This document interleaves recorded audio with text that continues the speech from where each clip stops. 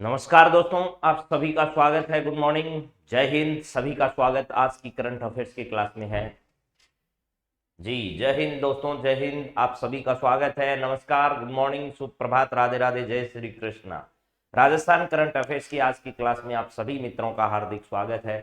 जी प्रेम नौकवाल, चौधरी, बसंती, हनुमान जाखड़, नवी गुरु, सभी मित्रों का स्वागत है आज की इस करंट अफेयर्स की क्लास में, जिसमें हम लोग राजस्थान करंट अफेयर्स पर बातचीत करने वाले हैं।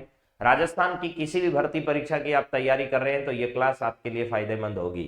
जी नेहा सोनी, भावना, रीट की शिकारी, कविता, सभी को नमस्कार। पूजा,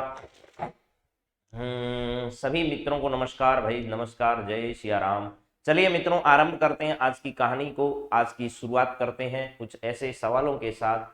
हाँ जी, जय किशन, परीक्षित, एस जाट, अंशा चौधरी, सभी मित्रों को नमस्कार है। आप सभी का स्वागत इस करंट अफेयर्स की क्लास में हम लोग करते हैं। जी हनुमान जाखड़ साहब, एलडीसी सॉरी,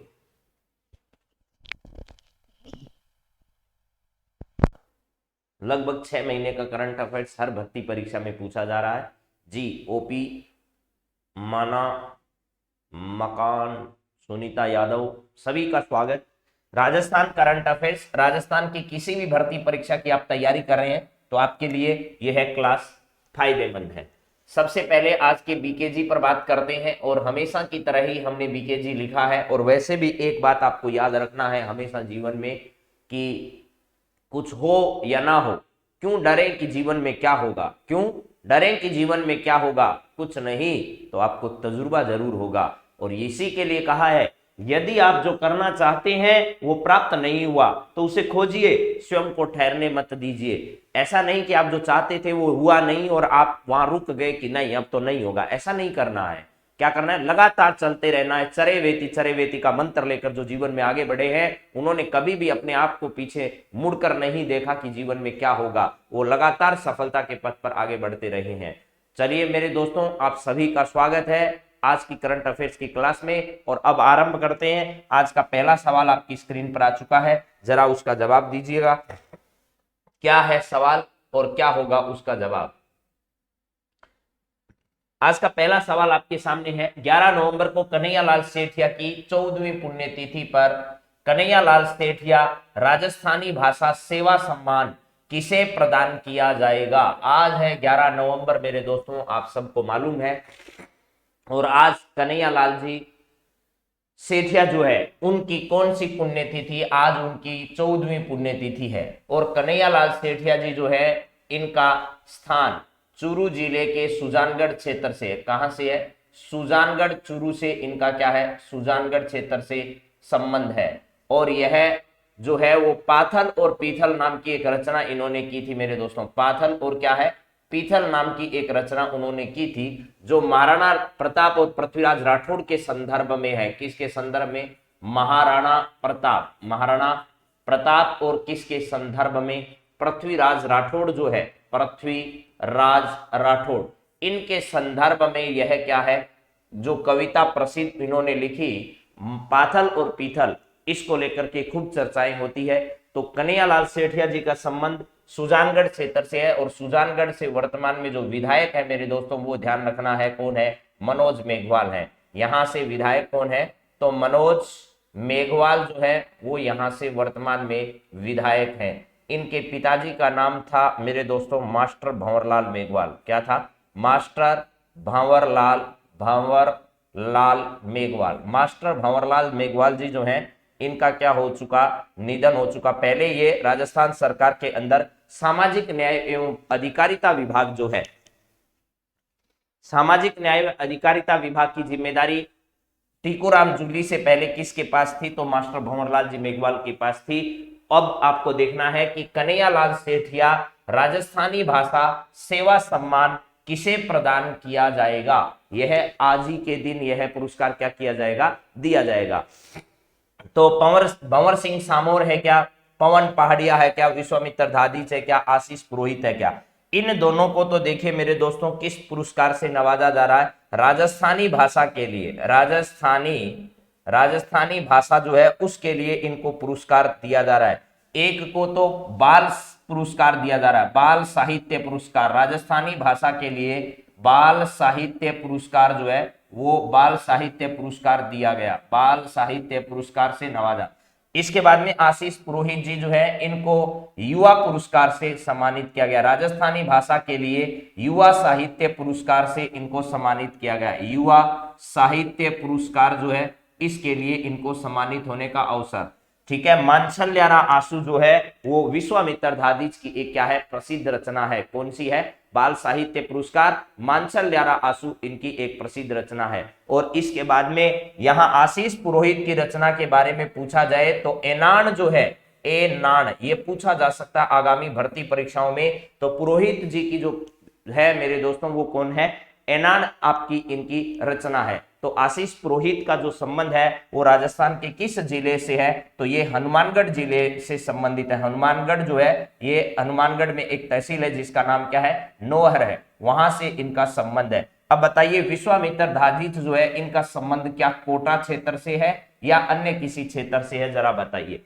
भंवर सिंह सामोर जो है वो आज आयोजित होने वाले इस कार्यक्रम के रूप में मुख्य अतिथि के रूप में क्या है? मुख्य अतिथि के रूप में क्या करेंगे? इसमें शिरकत करने वाले हैं मनोज मेघवाल और भंवर सिंह सामोर जो है वो इस कार्यक्रम में एक अतिथि के तौर पर दोनों क्या होने वाले मेरे दोस्तों? शामिल होने वाले, या कह दीजिएगा मनोज मेघवाल जो है इनकी अध्यक्षता में और विशिष्ट अतिथि इस कार्यक्रम में भंवर सिंह सामोर आज यहाँ पर आने वाले हैं। हाँ जी, भंवर सिंह सामोर 2020 राजस्थानी भाषा साहित्य पुरस्कार इनको दिया। लेकिन ये बताइए वर्तमान में भंवर सिंह जी सामोर जो है वो भंवर सिंह जी सामोर राजस्थान की ऐसी कौन सी अकादमी है जिसके अध्यक्ष हैं? राजस्थान में ऐसी कौन सी अकादमी वर्तमान में है जिसके ये क्या है? अध्यक्ष भी हैं। चलिए इसका राइट आंसर आपको बता देते हैं, पवन पहाड़िया जो है मेरे दोस्तों। कौन है? पवन पहाड़िया। इनको अब क्या किया जाएगा ये याद रखना। अभी आपने देखा होगा फर्स्ट ग्रेड का एग्जाम जो हुआ था उसमें पहले दिन की जो भर्ती परीक्षा थी उसमें इस प्रकार के सवाल पूछे गए थे।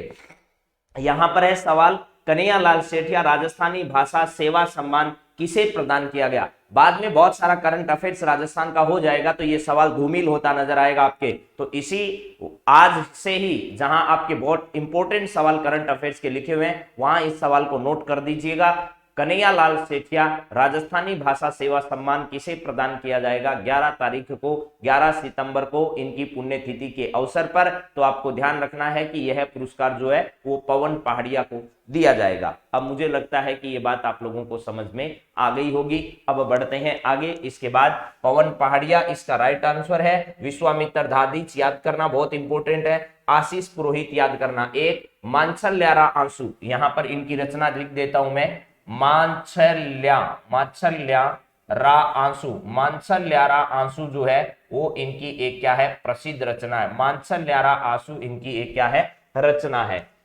पृथ्वीराज राठौड़ और महाराणा प्रताप जो है इनसे संबंधित पाथल और पीथल नाम की रचना के लिए बड़े अच्छे ढंग से जाने जाते हैं। और सुजानगढ़ से ही आपको पता है मेरे दोस्तों केसी मालू जो है, केसी मालू जो है वीणा कैसेट से संबंधित है। और पाथल और पीथल की ये जो कन्हैयालाल सेठिया की रचना है ये वीणा कैसेट ने बहुत शानदार तरीके से, वीणा कैसेट जो है उसने बहुत शानदार तरीके से इसमें प्रस्तुति केसी मालू प्रेजेंट्स के द्वारा यहां पर दी गई है। इनको अभी हाल ही में राजस्थान रत्न जो है, राजस्थान रत्न सम्मान से भी क्या किया गया है? सम्मानित किया गया। अभी हाल ही में इनको राजस्थान रत्न सम्मान से भी सम्मानित किया जा चुका है।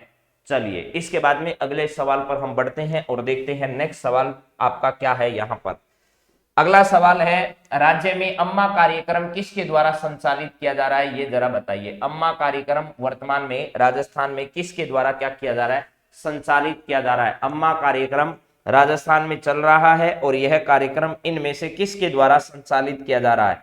तो बच्चों के पोषण की जो व्यवस्था है उन व्यवस्थाओं को ध्यान में रखते हुए मेरे दोस्तों इस प्रकार का जो कार्यक्रम है वो चलाया गया है।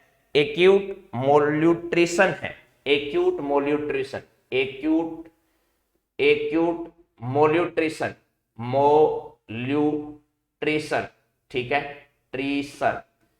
एक्यूट मोल्यूट्रिशन जो है इससे संबंधित management and action, management and action ये जो है वो आपके अम्मा कार्यक्रम से संबंधित है। ये ए है, ये एम है, ये एम है, ये ए है। इस प्रकार ये कार्यक्रम जो है वो क्या बना है, अम्मा कार्यक्रम बना है। यानी जो छोटे बच्चे हैं उन बच्चों के पोषण संबंधी जो समस्या है, क्या है, पोषण संबंधी समस्या, उससे निजात दिलाने के लिए पहले इसे पायलट प्रोजेक्ट पर राजस्थान के 20 जिलों में क्या किया गया था, लागू किया गया था। राजस्थान के 20 जिलों में इसे क्या किया गया था, पायलट प्रोजेक्ट जो है, पायलट प्रोजेक्ट, इस पायलट प्रोजेक्ट पर इसे संचालित किया गया था। और वर्तमान में राजस्थान के सभी जिलों में इसे क्या कर दिया गया, लागू कर दिया गया। सभी जिलों में इसे लागू कर दिया गया है, जिलों में लागू कर दिया गया है, कर दिया गया है। अब बताइए क्या आपको ये बात समझ में आई है या नहीं आई। हाँ जी कविता जी, इसको ढूंढिए, थोड़ा सा प्रयास खुद करिए तो आपको बहुत सारी चीजें जानने को मिलेगी। अब मैं सीधा एक लाइन में आपको आंसर बता दूंगा तो आप इसके बारे में कुछ भी सर्च नहीं करेंगे। पहले आप थोड़ा ढूंढिए कौन है भंवर सिंह सामोर, कौन सी अकादमी के वर्तमान में अध्यक्ष हैं। ऐसा जानोगे तो आपको 5 जानकारियां और अभी जानने को मिलेगी। हम भी बात करेंगे लेकिन आप पहले इसकी कोशिश करिए। यहां पर है राज्य में अम्मा कार्यक्रम, बहुत इंपॉर्टेंट हो चुका है क्योंकि ये सब जगह सब न्यूज़पेपर में नहीं आया मेरे दोस्तों। जो छोटे न्यूज़पेपर हैं साथ में जिला वाइज जो आते हैं उनमें मैंने इस सवाल को पढ़ा तो आपके सामने मैंने रखा।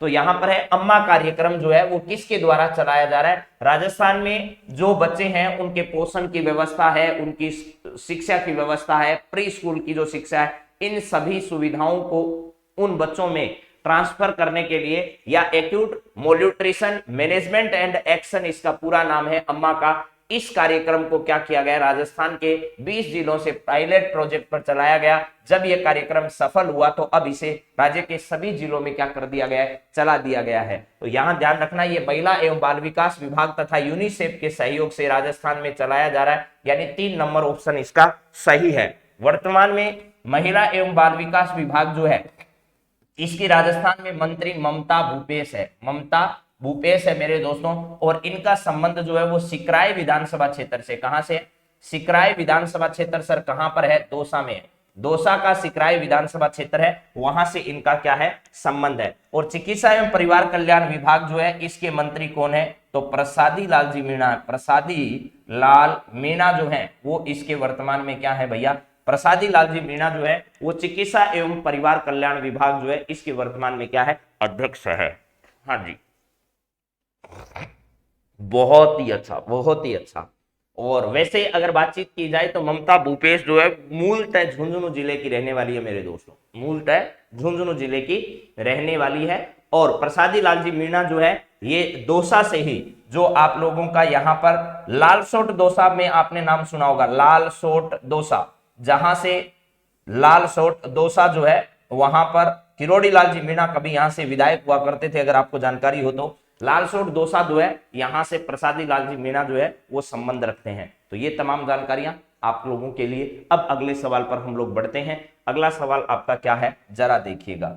यहाँ पर जो आंगनबाड़ी केंद्र है वो सारे के सारे महिला एवं बाल विकास विभाग के अंतर्गत आते हैं। और यह अम्मा कार्यक्रम है उसमें भी मेरे दोस्तों एएनएम है आपकी। इसके अलावा यहाँ पर जो आशा सहयोगिनी है, आशा कार्यकर्ता है, इसके अलावा आंगनबाड़ी कार्यकर्ता है, आंगनबाड़ी कार्यकर्ता, आंगनबाड़ी कार्यकर्ता, ये सब के सब जो हैं इसमें क्या कर रहे हैं, सहयोग कर रहे हैं। और राजस्थान की अभी जो है वो 3 नर्स ऐसे हैं जिनको अभी हाल ही में राष्ट्रीय नाइटिंगेल फ्लोरेंस नाइटिंगेल पुरस्कार से भी राष्ट्रीय स्तर पर सम्मानित किया गया है। कितनी, 3 ऐसे राजस्थान से व्यक्तित्व हैं जिनको अभी हाल ही में दिल्ली में राष्ट्रपति महोदय के द्वारा राष्ट्रीय फ्लोरेंस नाइटिंगेल पुरस्कार से क्या किया गया है, सम्मानित किया गया है। चलो अगला सवाल देखो क्या है।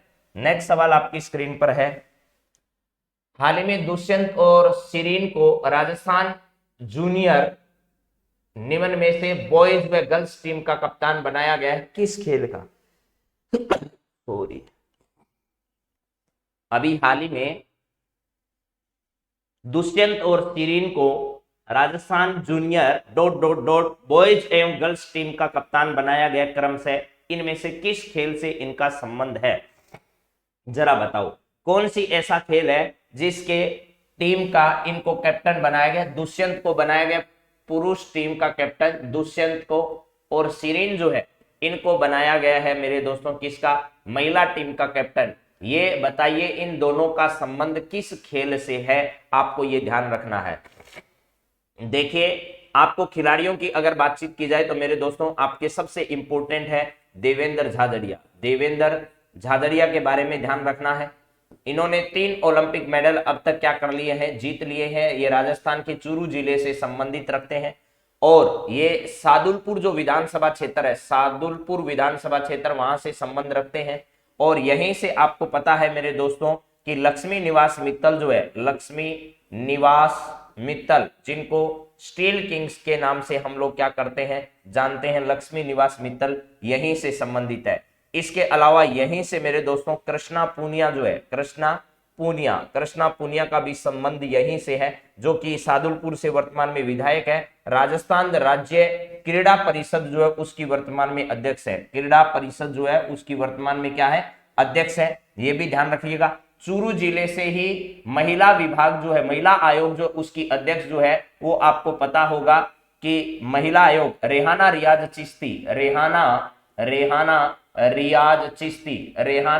चिश्ती जो है वो भी कहां से संबंध रखती है, वो भी चूरू जिले से संबंध रखती है। ये सब आपकी जानकारी में रहने चाहिए। हाँ जी, कृष्णा पुनिया डिस्क थ्रो की प्लेयर रही है पहले।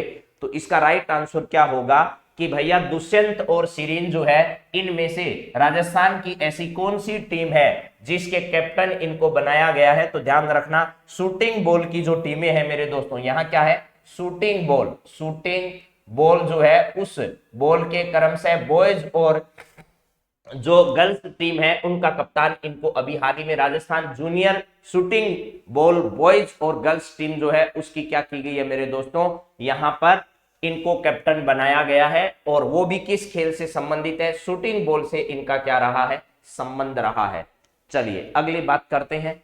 हाँ जी, प्रिया पूनिया के बारे में भी आपको याद होगा शायद, प्रिया पूनिया उनको कप्तान बनाया गया अभी हाल ही में। प्रिया पूनिया वो भी राजस्थान से संबंधित है, राजस्थान के हनुमानगढ़ जिले से इनका संबंध है। कौन से, हनुमानगढ़ जगह जो है, हनुमानगढ़ जिला, उस हनुमानगढ़ जिले से ही इनका क्या है, संबंध है। प्रिया पूनिया भारतीय क्रिकेट टीम जो है, भारतीय क्रिकेट टीम है या हॉकी टीम है, ठीक है, तो भारतीय टीम की प्रिया पूनिया जो है उसका भी संबंध यहां से रहा है। ये भी आपकी जानकारी में रहना चाहिए। चलिए जी, अगला सवाल हम लोग बातचीत करते हैं।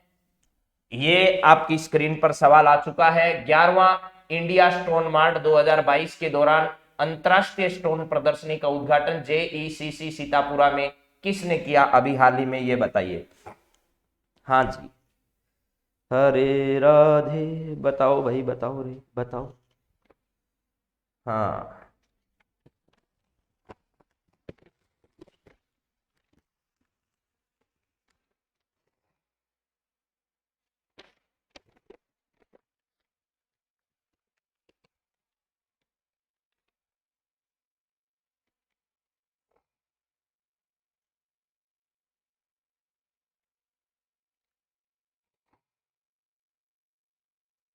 अच्छा, यहां पर ये आप लोग कह रहे हैं, ये मैं लिख देता हूं, चलो।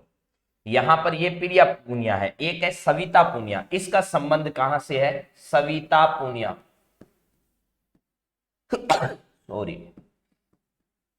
सविता पूनिया का संबंध हनुमानगढ़ से है और प्रिया पूनिया का संबंध राजस्थान के चूरू जिले से है। ये सही बात है आपको, ये प्रिया पूनिया है, प्रिया पूनिया का संबंध राजस्थान के चूरू जिले से है। और हनुमानगढ़ से किसका संबंध है, तो सविता पूनिया का है। दोनों अलग अलग खिलाड़ी है, ये भी आप लोग समझ लीजिएगा।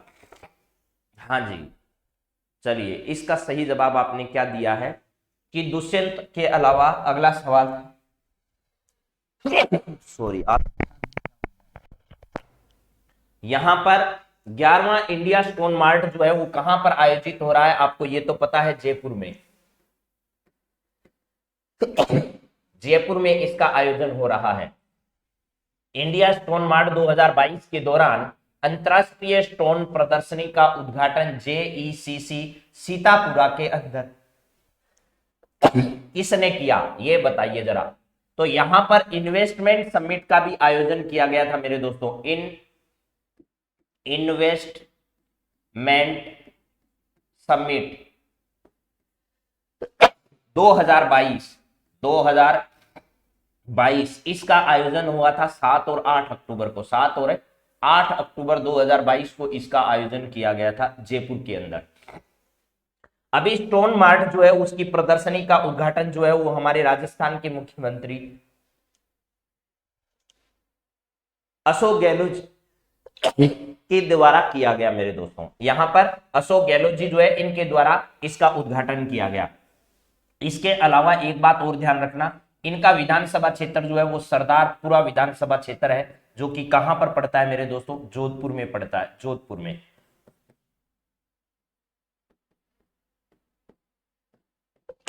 बरकतुल्ला खान स्टेडियम, बरकतुल्ला खान स्टेडियम जो है वो भी कहां पर है, जोधपुर के अंदर है, ठीक है। और इसके नवीनीकरण, बरकतुल्ला जो है, बरकतुल्ला खान साहब ये राजस्थान के पूर्व में मुख्यमंत्री रह चुके हैं, आपको पता है राजस्थान के।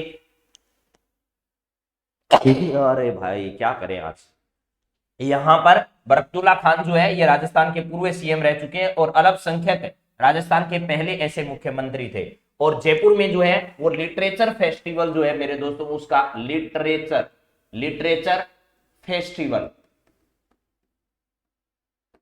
सॉरी, इसका भी आयोजन यहां पर है। इसके अलावा राजस्थान फिल्म महोत्सव जो है, फिल्म महोत्सव आप लोग कह दीजिए या फिल्म फेस्टिवल कह दीजिए, इसका भी आयोजन आपको पता है 10वां संस्करण जो है वो आयोजित किया गया था जयपुर में। ये अभी वनपाल भर्ती परीक्षा में पूछा जा चुका है।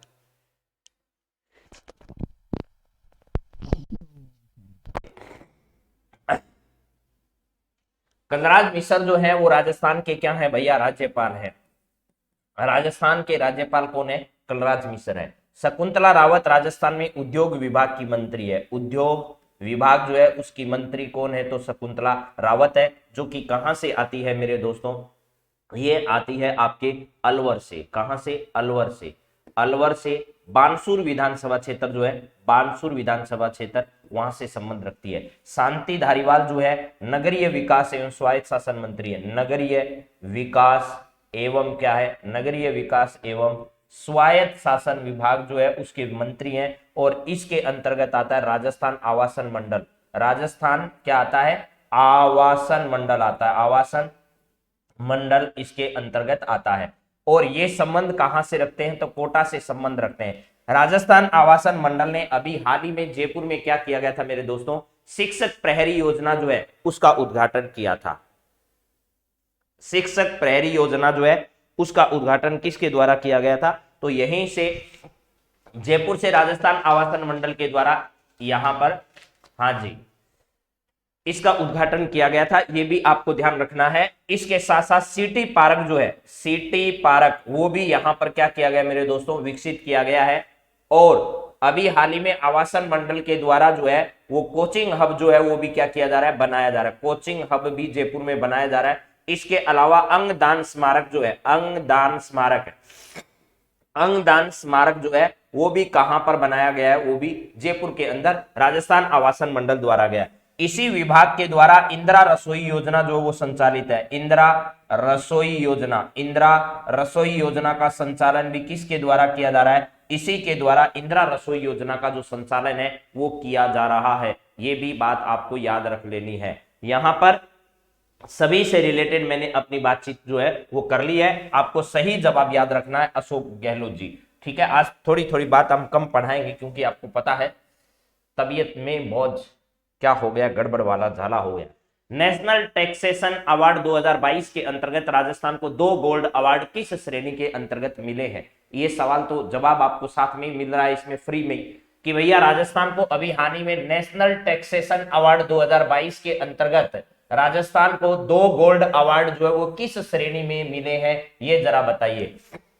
एक तो है जो कर प्रबंधन में सबसे सुधारवादी जो राज्य है उस कैटेगरी के अंदर एक गोल्ड मेडल मिला है राजस्थान को, यानी टैक्स एकत्रित करने के मामले में राजस्थान को 2 कैटेगरी में जो है वो स्वर्ण पदक जो है वो प्रदान किया गया है, यानी गोल्ड अवार्ड जो है वो प्रदान किए गए हैं, ठीक है। यहां पर है कि कर प्रबंधन में सबसे सुधारवादी राज्य की श्रेणी में भी राजस्थान को गोल्ड अवार्ड मिला है। इसके अलावा एसजीएसटी जो है, क्या है, एसजीएसटी और वेट संग्रहण श्रेणी में भी राजस्थान को कौन सा अवार्ड मिला है? गोल्ड अवार्ड मिला है। राजस्थान को इन 2 श्रेणियों के अंदर क्या दिया गया है? अभी हाल ही में गोल्ड अवार्ड जो है वो प्रदान किया गया है। देख लीजिए एक बार फिर आप इस सवाल को, यहां पर क्या लिखा गया है, नेशनल टैक्सेशन अवार्ड 2022 के अंतर्गत राजस्थान को 2 गोल्ड अवार्ड किस श्रेणी में दिए गए हैं? तो पहली श्रेणी है कर प्रबंधन में सबसे सुधारवादी राज्यों के अंदर राजस्थान को गोल्ड मेडल दिया है, और इसके बाद में SGST और वेट संग्रहण प्रणाली की जो श्रेणी है उसके अंदर भी राजस्थान को अभी गोल्ड अवार्ड प्रदान किया गया है। तो ये दोनों ध्यान रखना। राजस्थान को 2 कैटेगरी के अंतर्गत अभी हाल ही में टैक्स एकत्रण के मामले में जो है वो 2 गोल्ड मेडल अवार्ड प्रदान किए गए। आपसे पूछा जा सकता है राजस्थान को नेशनल टैक्सेशन अवार्ड 2022 के अंतर्गत निम्न में से कौन सा पुरस्कार मिला? तो याद रखना गोल्ड अवार्ड जो है वो राजस्थान को प्रदान किया गया टैक्स एकत्रण के मामले में। अगला सवाल आपकी स्क्रीन पर क्या है, जरा ये भी देखो। यहां पर लिखा है 30 सितंबर 2022 को मुख्यमंत्री ने किसानों को अपनी अनुपयोगी तथा बंजर भूमि पर सौर ऊर्जा संयंत्र जो है वो स्थापित करने में सहायता देने हेतु कौन सी योजना की शुरुआत की है? जरा बताइए भाई। राजस्थान जो है, इस राजस्थान में 30 सितंबर 2022 की डेट याद करनी है आपको। एक तो 30 सितंबर 2022 की डेट याद करनी है, और 30 सितंबर 2022 को ही भारत में तीसरी वंदे भारत ट्रेन संचालित की गई थी मेरे दोस्तों।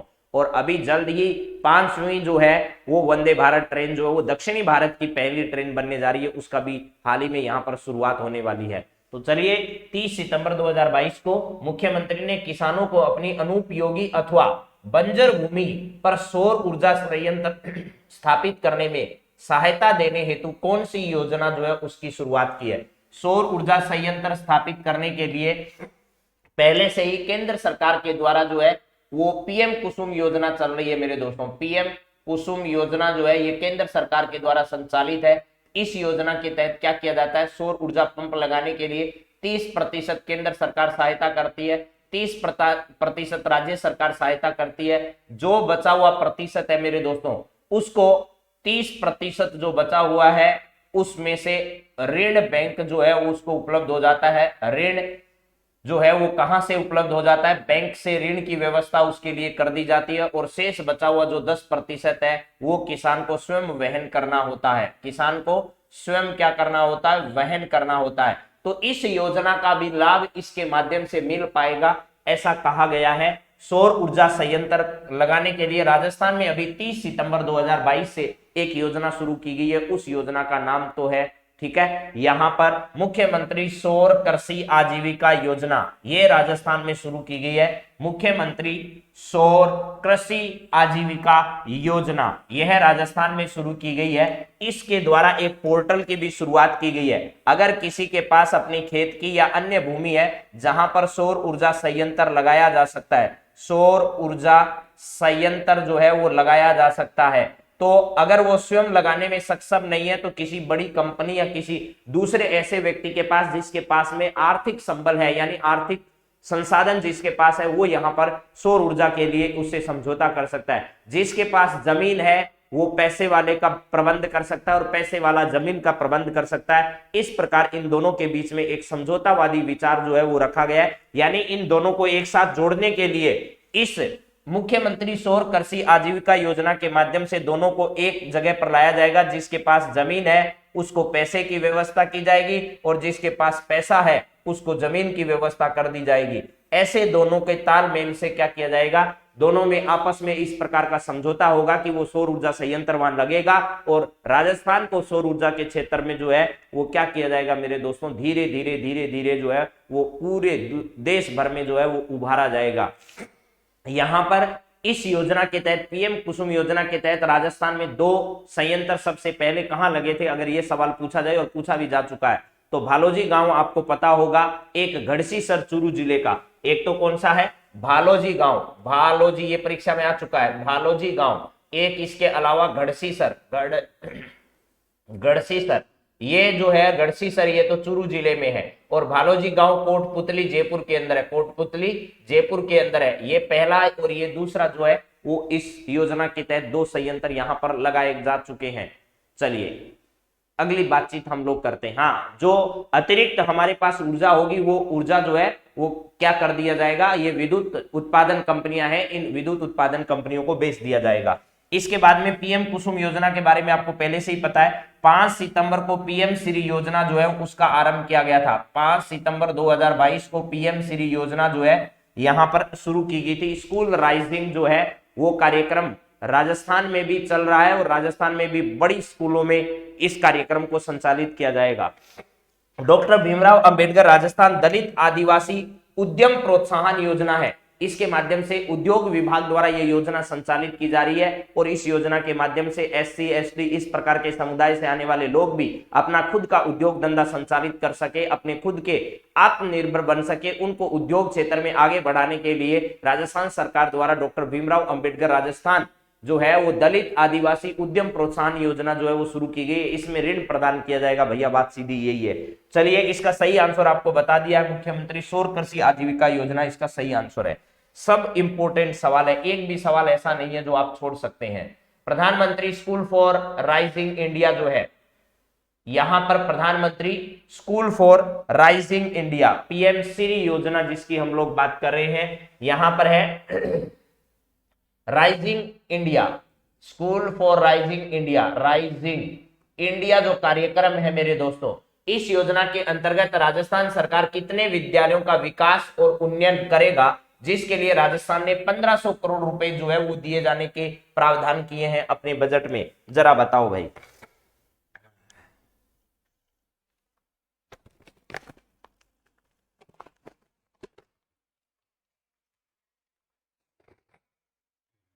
प्रधानमंत्री स्कूल फॉर राइजिंग इंडिया योजना के अंतर्गत राजस्थान के कितने सरकारी विद्यालय हैं जहां पर डिजिटल क्लासरूम बनाए जाएंगे, स्कूलों को अत्याधुनिक बनाया जाएगा, वहां पर इस प्रकार के जो ऑडियो वीडियो लाइब्रेरी है उसकी भी स्थापना की जाएगी। इस प्रकार स्कूलों को अत्याधुनिक बनाने के लिए पीएम राइजिंग इंडिया या प्रधानमंत्री स्कूल फॉर राइजिंग इंडिया योजना शुरू की गई 5 सितंबर 2022 को मेरे दोस्तों।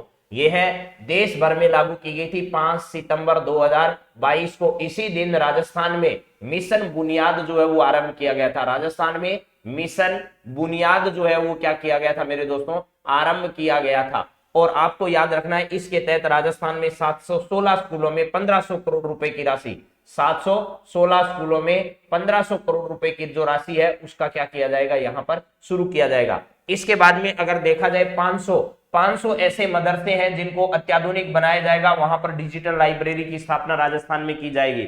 इसके अलावा 300 आवासीय विद्यालय हैं जहां पर डिजिटल लाइब्रेरी बनाई जाएगी। उसका लक्ष्य भी 500 का है, लेकिन अभी हाल ही में राजस्थान के मुख्यमंत्री ने 300 इस प्रकार के बनाए जाने की भी घोषणा की है। इसके अलावा अगर बात की जाए 512 नई इंदिरा रसोई योजना जो है, इसका उद्घाटन कहां से, इंदिरा रसोइयों का उद्घाटन, इंदिरा रसोई जो है इनका उद्घाटन कहां से किया गया था, मुख्यमंत्री के द्वारा ऑनलाइन प्लेटफॉर्म के माध्यम से जोधपुर से इनका उद्घाटन किया गया था। और अभी इंदिरा रसोई योजना के तहत जो है जनप्रतिनिधि और इसके अलावा जिला कलेक्टर इत्यादि बड़े अधिकारी हैं, इनको भी इसके तहत भोजन करने के लिए कहा गया है। अब पहले जो थी 358 रसोइयां पहले से थी मेरे दोस्तों, 512 नई होगी और टोटल मिलाकर अब 870 इंदिरा रसोइयां राजस्थान में है। और बजट 2022-23 में, बजट 2022-23 का था, उसमें 1000 इंदिरा रसोइयां करने का क्या किया गया था, घोषणा की गई थी कि हम 1000 इंदिरा रसोइयां क्या कर देंगे, संचालित कर देंगे मेरे दोस्तों। ये 300 के आसपास कर लीजिए, मैं यहाँ 344 लिख देता हूं सर, ये 344 है तो 344 लिख देता हूं भैया, ठीक है ना, तो घबराने की जरूरत नहीं है। यहाँ पर लगभग मैंने 300 का आइडिया लिखा है, आप एग्जैक्ट 344 लिख सकते हो। यहाँ पर क्या कर सकते हो, एग्जैक्ट 344 लिख सकते हो। ये 344 का डाटा एक और डाटा से भी जुड़ा है। राजस्थान नगर पालिका अधिनियम जो है, राजस्थान नगर पालिका अधिनियम 2009 जो है, उसमें कुल कितनी धाराएं हैं अगर आपसे ये पूछा जाए तो उसमें कुल 344 धाराएं हैं। इससे आपको याद रह जाएगा कि राजस्थान में 344 इस प्रकार के क्या किए जाएंगे मेरे दोस्तों, लाइब्रेरी, डिजिटल लाइब्रेरी की स्थापना राजस्थान में की जाएगी। ऐसी भी घोषणा अभी हाल ही में राजस्थान के मुख्यमंत्री ने कर दी है। तो चलिए अगले सवाल पर हम लोग बढ़ते हैं। नेक्स्ट सवाल आपका क्या है, जरा उसको खोजो भाई। प्रदेश की पहली हस्तशिल्प नीति 2022 उद्योग मंत्री द्वारा 17 सितंबर 2022 को जारी की गई। इस नीति के अनुसार राज्य में हस्तशिल्प म्यूजियम कहां बनाया जाएगा। देखिए अभी राजस्थान की नई हस्तशिल्प नीति, जैसे सैंड नीति है, कई नीतियां राजस्थान में आई, उनसे इस बार सवाल जो है वो स्कूल व्याख्याता भर्ती परीक्षा में खोद खोद कर पूछा गया। तो आपसे भी ये नई हस्तशिल्प नीति जो अभी हाल ही में जारी की गई है, नई एमएसएमई नीति जारी की गई है, इनके संदर्भ में भी सवाल पूछे जा सकते हैं। तो जरा बताइए कि हस्तशिल्प नीति 2022 उद्योग मंत्री द्वारा 17 सितंबर 2022 को क्या की गई मेरे दोस्तों, जारी की गई। इस नीति के अनुसार राज्य में हस्तशिल्प म्यूजियम जो है वो कहां पर बनाया जाएगा, ये आपको बताना है। 17 सितंबर 2022 को जारी की गई इस नीति के अनुसार राज्य में हस्तशिल्प म्यूजियम कहां पर बनाया जाएगा। हाने हाने होले होले, चलिए इसका राइट आंसर आप लोग बता रहे हैं जयपुर। हस्तशिल्प म्यूजियम जो है वो राजस्थान के जयपुर में बनाया जाएगा, ये एकदम सही जवाब है। लेकिन परीक्षा में दो बातें आपसे पूछी जाएगी, राजस्थान की जो हस्तशिल्प नीति है ये पहली है या दूसरी है। तो ध्यान रखना, हस्तशिल्प नीति जो है वो राजस्थान की पहली है। हस्तशिल्प नीति जो है वो राजस्थान की क्या है, ये पहली नीति है। ये किस राज्य की तर्ज पर बनाई है और राजस्थान ऐसा करने वाला तीसरा राज्य बन चुका है। तो बताइए पहले दो राज्य कौन से हैं मेरे दोस्तों। एक तो राज्य है आपका असम और एक राज्य है कौन सा, उड़ीसा। असम और उड़ीसा या असम के बाद राजस्थान ऐसा तीसरा राज्य है जिसने अपनी हस्तशिल्प नीति जो है वो जारी की है। और यह हस्तशिल्प नीति 17 सितंबर 2022 को जयपुर से उद्योग मंत्री शकुंतला रावत जो है, शकुंतला रावत के द्वारा क्या की गई थी, जारी की गई थी। और इस अवसर पर जो है वो कई लोगों को हस्तशिल्प पुरस्कार से भी नवाजा गया था, आपको ये भी पता होगा। ठीक है, हाँ जी, बुनकर पुरस्कार और हस्तशिल्प पुरस्कार जो है वो इस समय जो है वो प्रदान किए गए थे। और एक बुक का भी विमोचन यहाँ पर किया गया था जिसको अपन लोग जो है वो टेबल बुक के नाम से भी क्या करते हैं, जानते हैं। जी हाँ, यहाँ पर म्यूजियम जयपुर में बनाया जाएगा, डिजाइन बैंक जयपुर में होगा, डिजाइन केंद्र जोधपुर में होगा। ये सब जानकारी आपके पास है, कितनी अच्छी बात है। तो 17 सितंबर 2022 की डेट आपको क्या करनी है, याद रखनी है। शकुंतला रावत द्वारा कहां से किया गया था, जयपुर से ये सब शुरुआत जो है वो की गई थी मेरे दोस्तों। इसके अलावा जोधपुर, बीकानेर और चूरू। बीकानेर के बारे में तो अभी रोजाना आप लोगों को बताते हैं भैया, याद तो पुंगल नाम रट्टा मार लेना है। कोल इंडिया जो है उस कंपनी के द्वारा यहाँ पर क्या किया जाएगा, 2000 मेगावाट का सौर ऊर्जा संयंत्र जो है वो स्थापित किया जाएगा। ये कोल इंडिया जो है वो एक महारत्न कंपनी का दर्जा प्राप्त कंपनी है और वर्तमान में देश में 12 महारत्न कंपनियां हैं, ये भी आपको याद रख लेना है।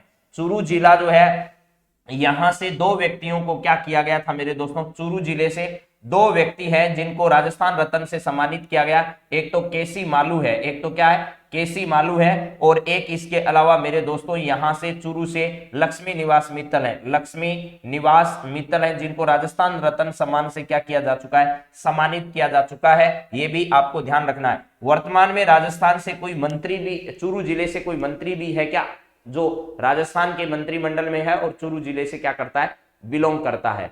हाँ जी, इसके बाद में अगर जोधपुर की बात की जाए तो जोधपुर से 3 व्यक्ति ऐसे आपको मिलेंगे जिनको राजस्थान रत्न से सम्मानित किया गया। एक तो दलवीर भंडारी, कौन है, दलवीर भंडारी एक नाम है। इसके अलावा राजेंद्र मल लोढ़ा जो है ये मिलेंगे। एक आपको सीन काफ निजाम मिलेंगे, सीन काफ निजाम जो है, इनका नाम भी आपको यहाँ पर देखने को मिलेगा। तो ये वो व्यक्ति हैं जिनको ये पुरस्कार जो है वो सम्मानित किया जा रहा है। 1 दिसंबर बहुत नजदीक आ रहा है और 1 दिसंबर को यहां से खाजूवाड़ा से क्या किया जाएगा मेरे दोस्तों, खाजूवाड़ा से बीएसएफ के द्वारा, किसके द्वारा, बीएसएफ के द्वारा अपना पहला महिला दल जो है, ऊंट सवार पहला महिला दल जो है वो यहां से रवाना किया जाएगा। ठीक है, हाँ जी, चलिए जी, अच्छी तरह। भंवरलाल शर्मा जी की डेथ हो गई है, ये भी चूरू जिले के सुजानगढ़ से संबंधित है। और 5 दिसंबर को यहां पर क्या होने वाला है, उपचुनाव होने वाला है मेरे दोस्तों। चलिए अगली बात हम लोग करते हैं 9 नंबर सवाल के बारे में। यहां पर 9 नंबर सवाल क्या है, ये है उद्योग एवं वाणिज्य मंत्री द्वारा राजस्थान एमएसएमई नीति 2022 कब जारी की गई, आपको यह बताना है। इनमें से जरा बताइए, राजस्थान में उद्योग एवं वाणिज्य मंत्री शकुंतला रावत जी के द्वारा राजस्थान में एमएसएमई नीति 2022 जो है वो कब जारी की गई, इसमें से ये बताना है। 9 सितंबर 2022 को यहां पर आपको पता होगा मेरे दोस्तों, इंदिरा शहरी रोजगार योजना, इंदिरा शहरी रोजगार गारंटी योजना, रोजगार गारंटी योजना की शुरुआत की गई थी, गारंटी योजना की शुरुआत की गई थी। और इस योजना के तहत जो है वो 100 दिवस का रोजगार वो है वो प्रदान किया जाएगा। और इस योजना के तहत जो है वो 800 करोड़ रुपए जो है इसकी यहां पर शुरुआत की जाएगी। और यह जो है वो नगरीय विकास एवं स्वायत्त शासन विभाग, नगरीय विकास एवं क्या है, स्वायत्त शासन विभाग जो है उसके द्वारा यह संचालित है योजना। और इस योजना को शुरू कहां से किया गया था, जयपुर की खानिया की बावड़ी से इसे शुरू किया गया था। और 18 से लेकर के 60 वर्ष तक के जो भी लोग हैं उन सबको इसका लाभ जो है वो दिया जाएगा। और इसका लाभ लेने के लिए राजस्थान का मूल निवासी होना जरूरी है। 17 सितंबर 2022 को राजस्थान में 2 नीतियां जारी की गई थी, राजस्थान की पहली हस्तशिल्प नीति और राजस्थान की एमएसएमई नीति 2022 जो है वो एमएसएमई सेक्टर को आगे बढ़ाने के लिए ऐसा किया गया था। ठीक है, हाँ जी। यहां पर अगली बात है, 2 अक्टूबर 2022 को राजस्थान में गांधी सद्भावना पुरस्कार दिया गया था, गांधी सद्भावना पुरस्कार, गांधी सद्भावना पुरस्कार जो है वो वितरित किए गए, सद्भावना पुरस्कार वितरित किए गए थे मेरे दोस्तों। और यह पुरस्कार जो है वो 5 लोगों को दिए गए थे। इसके अलावा जो है वो सद्भावना प्रार्थना सभा का आयोजन किया गया था जयपुर में। और यह प्रार्थना सभा जो है वो Guinness book of world record में अपना नाम दर्ज कराने में सफल हुई। 29 अगस्त 2022 को राजस्थान के पाल गांव जोधपुर से, पाल गांव लूणी तहसील, लूणी से क्या किया गया था मेरे दोस्तों, जोधपुर से राजीव गांधी ग्रामीण ओलंपिक जो है इनका आरंभ हुआ था। तो सभी तिथि किसी न किसी महत्वपूर्ण घटना से जुड़ी हुई है और इसीलिए इस सवाल के ऑप्शन में ये डाले गए हैं। ठीक है, चलिए जी, क्या है दोबारा एक बार रिपीट कर देता हूं। 9 सितंबर 2022 को इंदिरा शहरी रोजगार गारंटी योजना, इसके अलावा 17 सितंबर 2022 को एमएसएमई नीति और हस्तशिल्प नीति राजस्थान में जारी की गई। इसके अलावा हाँ एमएसएमई पुरस्कार भी वितरित किए गए थे, राष्ट्रीय एमएसएमई पुरस्कार 2022 जो है वो उड़ीसा को दिया गया था। और बुनकर पुरस्कार और राजस्थान में एमएसएमई क्षेत्र के पुरस्कार जो है उद्योग रत्न पुरस्कार, जिसको अपन कह सकते हैं, क्या कहेंगे, उद्योग रत्न पुरस्कार, उद्योग रत्न पुरस्कार भी इस समय रत्न पुरस्कार भी वितरित किए गए थे। उद्योग रत्न पुरस्कार भी 17 सितंबर 2022 को दिए गए। 2 अक्टूबर को गांधी सद्भावना पुरस्कार और इसके अलावा जो है वो सद्भावना जो प्रार्थना सभा है उसका आयोजन भी जयपुर में किया गया था। और पूरे राज्य भर में सबसे ज्यादा बच्चों ने एक साथ इस प्रार्थना को किया, इस वजह से Guinness book of world record में इसे शामिल किया गया। 29 अगस्त को पालगांव जोधपुर से जो है वो क्या किया गया था मेरे दोस्तों, यहां पर राजीव गांधी जो ग्रामीण ओलंपिक खेल है उनका आगाज हुआ। और आने वाली 26 जनवरी को शहरी ओलंपिक का भी आयोजन किया जाएगा, शुरुआत उसकी की जाएगी। चलिए नेक्स्ट सवाल देखते हैं क्या है। आज का आपके सामने 10वां सवाल है, मुख्यमंत्री ने जोधपुर से 512 नई इंदिरा रसोइयों का उद्घाटन कब किया था, ये जरा बताइए। यहां पर है मुख्यमंत्री ने जोधपुर से 512 नई इंदिरा रसोइयों का उद्घाटन किस तारीख को किया था, 5 सितंबर 2022 को, 18 सितंबर 2022 को, 19 अक्टूबर 2022 को, या जो खाली ऑप्शन है वो इसका सही जवाब है, यानी 17 तारीख को 5 नई इंदिरा रसोइयां जो है इसका उद्घाटन कब किया था, जरा ये बताइए मेरे दोस्तों। यहां पर एक बीच में 2 अक्टूबर और लिख देता हूं मैं, 2 अक्टूबर 2022 जो है कब किया बताइए। अब चलिए बता दो जी।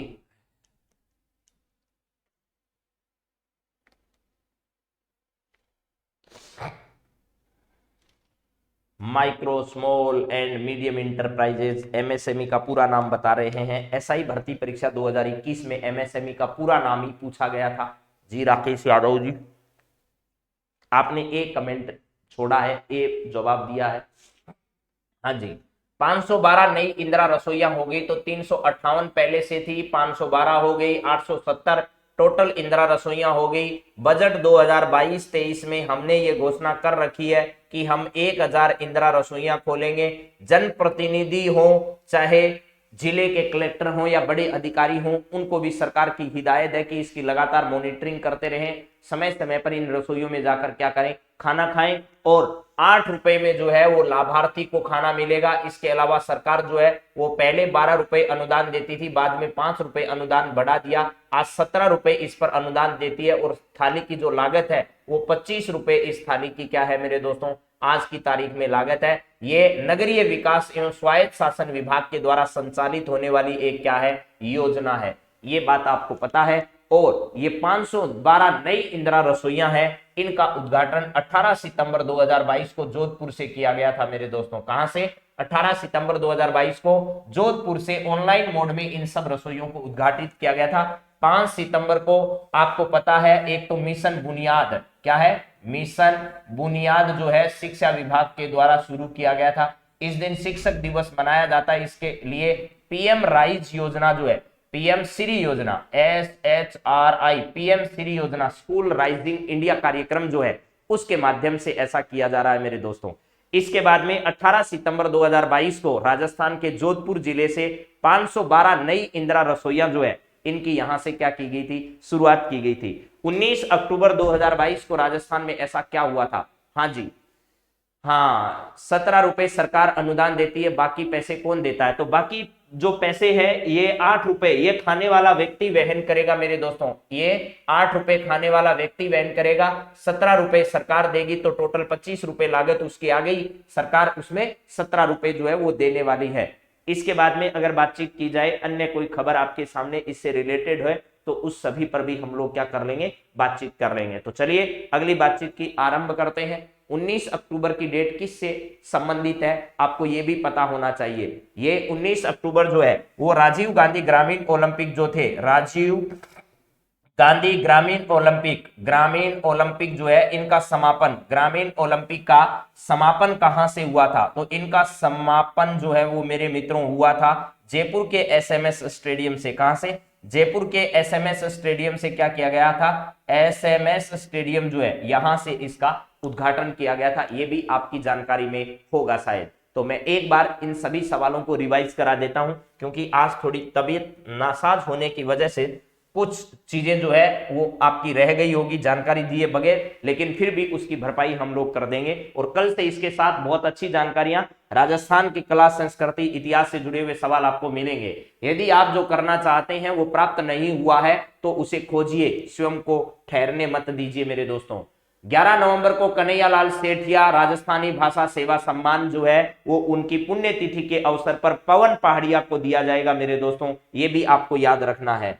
इसके अलावा अगला सवाल है अम्मा कार्यक्रम राजस्थान में एक्यूट मोल्यूट्रिशन मैनेजमेंट एक्शन इसका पूरा नाम है, और बच्चों में पोषण संबंधी समस्याओं को दूर करने के लिए पहले 20 जिलों में पायलट प्रोजेक्ट पर चलाया गया और अब राजस्थान के सभी जिलों में लागू कर दिया। ये महिला एवं बाल विकास विभाग और यूनिसेफ के सहयोग से राजस्थान के सभी जिलों में संचालित हो रहा है। दुष्यंत और सिरीन जो है वो 2 महिला खिलाड़ी हैं राजस्थान की जूनियर शूटिंग बॉल बॉयज और गर्ल्स टीम के, इनको कैप्टन अभी हाल ही में बनाया गया है। इसके बाद में 11वां इंडिया स्टोन मार्ट 2022 जयपुर में आयोजित हो रहा है और इसी के अंतर्गत मेरे दोस्तों प्रदर्शनी कौन सी, अंतरराष्ट्रीय स्टोन प्रदर्शनी का उद्घाटन जेईसी सीतापुरा जहां पर इन्वेस्टमेंट समिट का आयोजन किया गया था वहीं पर जो है वो अशोक गहलोत जी ने इस प्रदर्शन को शुरू किया है। इसके बाद में नेशनल टैक्सेशन अवार्ड 2022 के अंतर्गत राजस्थान को 2 कैटेगरी के अंदर गोल्ड मेडल मिला। एक कैटेगरी है कर प्रबंधन में सबसे सुधारवादी राज्य और SGST या वेट श्रेणी में, इन दोनों श्रेणी में राजस्थान को गोल्ड मेडल जो है वो मिला है। इसके बाद में है 30 सितंबर 2022 को राजस्थान में बंजर भूमि पर किसानों को सौर ऊर्जा संयंत्र लगाने के लिए राजस्थान में मुख्यमंत्री सौर कृषि आजीविका योजना का आरंभ किया गया था मेरे दोस्तों। इसके अलावा डॉक्टर भीमराव अंबेडकर राजस्थान दलित आदिवासी उद्यम प्रोत्साहन योजना में ऋण उपलब्ध करवाया जाता है। SC/ST के कैटेगरी के जो उद्यमी है उनको पीएम श्री योजना 5 सितंबर 2022 को आरंभ की गई थी।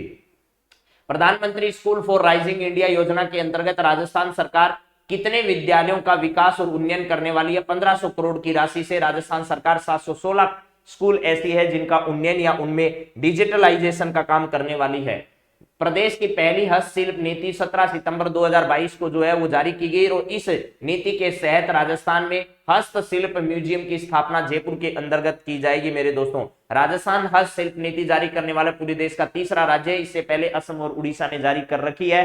और अगर मैं बातचीत करूं यहां पर कि शकुंतला रावत जो है उन्होंने 17 सितंबर 2022 को इस नीति को क्या किया था, जारी किया था, एमएसएमई नीति और हस्तशिल्प नीति। ये एमएसएमई नीति 2022 जो है इसको भी 17 सितंबर 2022 को जारी किए गए थे और इसी दिन जयपुर में जो है वो उद्योग रत्न पुरस्कारों का भी वितरण यहां पर किया गया था। इसके अलावा मुख्यमंत्री जोधपुर से 512 इंदिरा रसोइयों का उद्घाटन जो है वो 18 सितंबर 2022 को इन्होंने किया था मेरे दोस्तों, जिसमें 1000 रसोई करने का फैसला जो है वो बजट 2022-23 में की थी। राजस्थान में आज की तारीख में 870 इंदिरा रसोइयां संचालित है।